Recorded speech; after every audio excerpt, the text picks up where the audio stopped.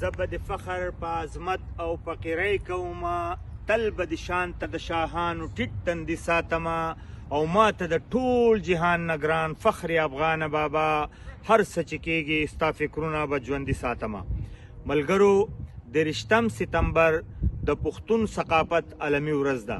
د دې ورځ په مناسبت عوامي نیشنل پارټۍ سند په کراچۍ کې د پښتون کلچر ډے د جوړولو اهتمام کړی دی.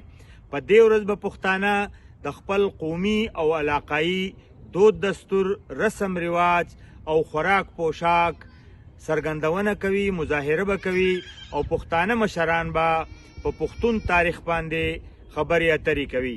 په دې ورځ به د عوامي نیشنل پارټۍ پښتونخوا صدر محترم ایمل ولی خان هم په دې پروګرام کې د مشر میلمه په حیث باندې وینا کوي.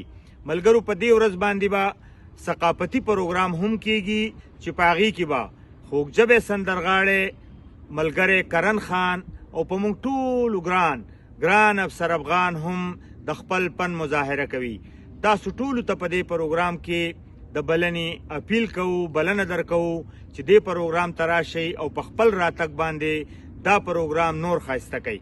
د دې نه علاوه ملګرو، په ټوله دنیا کې چې کم ځای پښتانه آباد دي، پکار ده چې په دې ورځ باندې د خپل قومي لباس، د خپل قومي ثقافت او د خپل قومي دود دستور مظاهره په خپلو ځایونو کې وکړي، چې خلکو ته پته ولګي چې پښتانه دهشتګرد نه بلکې ډیر پرامن او ډیر مخ په وړاندې خلک دی. لہذا زما ټولو پښتنو ته په دنیا په هر ګوټ کې چې دی پکار ده چې په دې کلچر ډے باندې، په دې عالمي ثقافتي ورځ باندې خپل ثقافت نه یری، کم از کم یاد ساتي. ډیره مننه. او په اخره کې به صرف دا ووایم چې پښتانه که بل څه فکر کړي ناپوه دي، پښتانه که بل څه فکر کړي ناپوه دي، بې د تورې خلاصۍ نشته په بل کار.